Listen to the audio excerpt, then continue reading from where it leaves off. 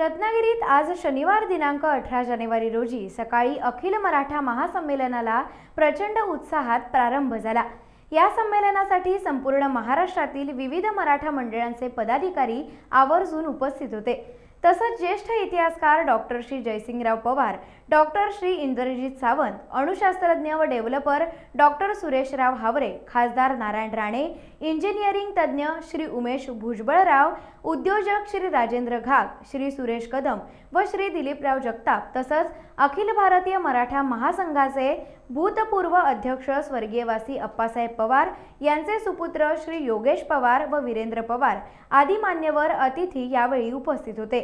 या अधिवेशनाला कोकणातून व अन्य ठिकाणहून दिग्गज शिलेदारांची जणू फौज उपस्थित होती असंच म्हणावं लागेल। देशभरातील 57 मराठा मंडळांनी यामध्ये सहभाग घेतला। या अखिल मराठी फेडरेशनचे अध्यक्षपद रत्नागिरीतील क्षत्रिय मराठा मंडळाचे अध्यक्ष श्री सुरेशराव सुर्वे यांनी भूषवलं। या महासंमेलनात श्री सुरेशराव सुर्वे यांनी प्रास्ताविक केलं। त्यानंतर श्री सुरेश हावरे, ज्येष्ठ इतिहासकार जयसिंगराव पवार, खासदार नारायण राणे व अन्य मान्यवरांनी मार्गदर्शन केलं। यावेळी रत्नागिरीतील माजी आमदार श्री बाळासाहेब माने, माजी अर्थ राज्यमंत्री नामदार रवींद्र माने, माजी जिल्हा परिषद अध्यक्ष श्री राजेंद्र महाडिक, श्री रोहन बने, श्री उदय बने, ज्येष्ठ डेव्हलपर श्री दीपक साळवी, श्री संतोष तावडे, श्री प्रताप सावंत देसाई, श्री केशवराव इंदुलकर, श्री सुनील दत्त देसाई व दैनिक रत्नागिरी टाइम्सच्या संचालिका सौ उर्मिलाताई घोसाळकर आदी मान्यवर उपस्थित होते।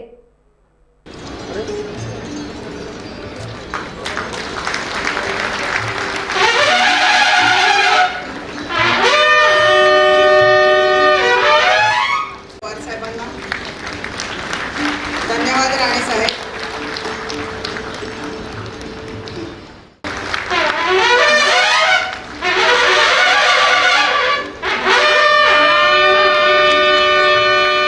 आपण त्यांना हा पुरस्कार प्रदान करूया।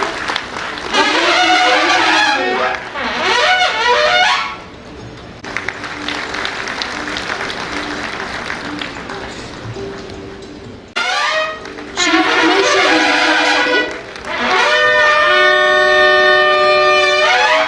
अखिल मराठा समाज गौरव पुरस्कार देऊन त्यांचा आपण सन्मान केला आहे।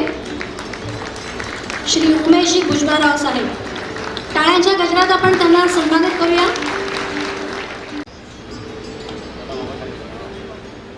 पुरस्कार स्वर्गीय अप्पासाहेब मरणोत्तर जीवन गौरव पुरस्कार स्वर्गीय अप्पासाहेब उर्फ शशिकांत पवार साहेब।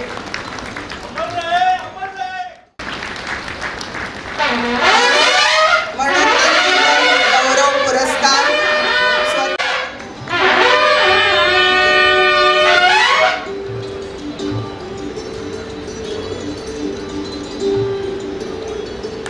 टाळ्यांच्या गजरात आपण त्यांचा सन्मान करूया।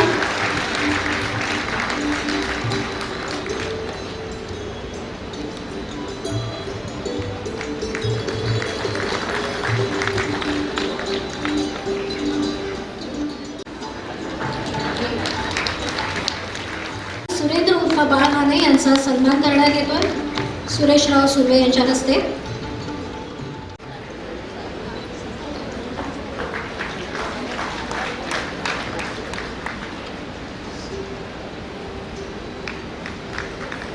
माननीय Shri Arun Pawar sir, retired chief income tax commissioner, president मरा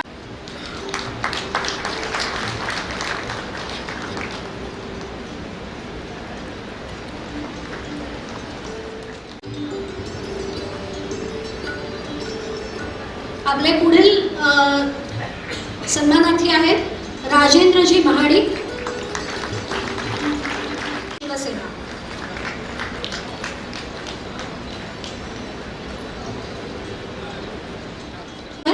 श्री उमेशजी भुजबळराव,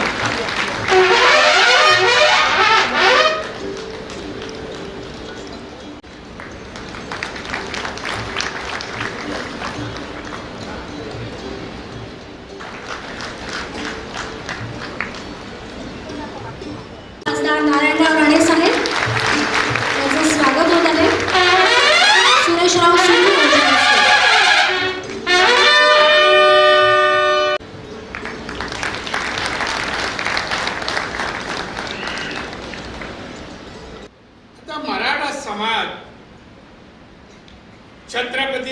शिवाजी महाराज आपण दैवत मानतो आणि महाराजांपासून बोध घेऊन अनेक गोष्टी आत्मसात करून आपण आता आपल्या जीवनात वावरतो.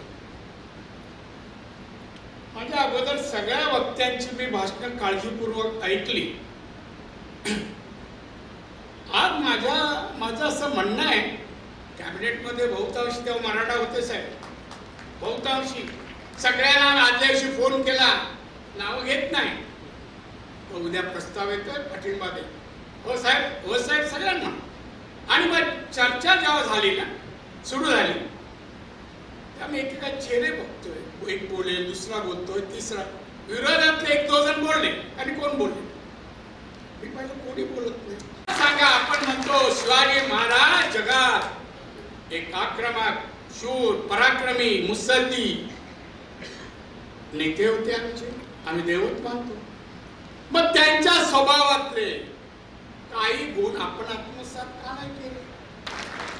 तर सर, आतापर्यंतचे जेवढे कार्यक्रम आपण जे रत्नागिरीत झाले होते, मला वाटत नाही 10% पण लोक एवढे कधी त्या कार्यक्रमाला होतील. आणि त्याच्यापेक्षा इतपर लोक आणि ज्या पद्धतीने इकडच्या लोकांनी कामं केली, 1.5 महिनाभर मी बघतोय सतत कामधंदा बाजूला ठेवून मोठमोठे उद्योजक, इकडचे व्यावसायिक, त्याच्यानंतर नोकरदार, हॉटेल व्यावसायिक, सर्वजण एकत्र येऊन आज इथे जवळपास 1.5 महिना काम करतात. आणि त्यांची जी मेहनत आहे ती आज बघायला मिळते साहेब. बसायला जागा नाही आज. त्यांचं प्रेम आपणवरती, आपणचं प्रेम या रत्नागिरीवरती. 1971 साली अपक्ष निवडून आले होते जिल्हा परिषदेला, आणि त्यावेळेपासून रत्नागिरीमध्ये येणं. हॉटेल विवेकचे देसाई साहेब हे त्यांचे एकदम परम मित्र, घोसाळकर साहेब रत्नागिरी टाइम्सचे सुर्वे साहेब होते, असे बरेच, नरवडे साहेब, कित्येकांची अशी नावं आहेत की मी घेऊ शकत नाही, काही लोकांना मी ओळखतही नाही. आणि रत्नागिरीमध्ये कार्यक्रम होतोय आणि त्यासाठी आम्ही तयारी केली. 1.5 महिन्यामध्ये आम्ही तयारी केली आणि मोठ्या प्रमाणातच करायचं, लहान करायचं नाही, मराठ्यांचं आहे आणि मोठ्या प्रमाणे होणार ही एक शाश्वती मात्र पहिल्या दिवसापासून आली आम्हाला की काहीतरी चांगलं चाललंय आणि मराठा समाजाला काहीतरी एक चांगली दिशा त्या निमित्ताने आपणच्या मनामध्ये होती. आणि सर्वांना एकत्र आणून ते करणं, सर्व एवढ्या संस्थांना एकत्रित आणून त्यांनी ते केलं. मी या अखिल मराठा फेडरेशनचा आता विद्यमान अध्यक्ष आहे. आजचं आमचं हे 3रं महासंमेलन आहे मराठ्यांचं.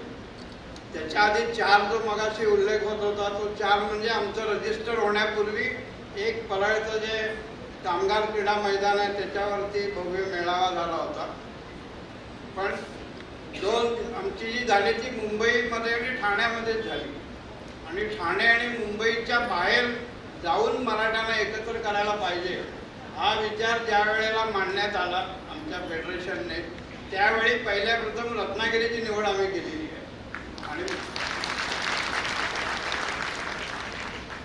आणि म्हणून रत्नागिरीमध्ये बऱ्याच जणांना संशय होता की सगळे मराठे जमतील की नाही वगैरे. पण रत्नागिरी म्हणजे आम्ही पूर्वीचा रत्नागिरी म्हणतो, जो रत्नागिरी सिंधुदुर्ग आहे. आमचे जे कार्यकर्ते खेडपासून ते मालवणपर्यंत जे फिरले त्यावेळेला आम्ही एक अनुभवलं की प्रत्येक मराठा समाजात, प्रत्येक गावामध्ये एक प्रकारचं चैतन्य निर्माण झालं आणि अशा तऱ्हेचा कार्यक्रम हा झालाच पाहिजे.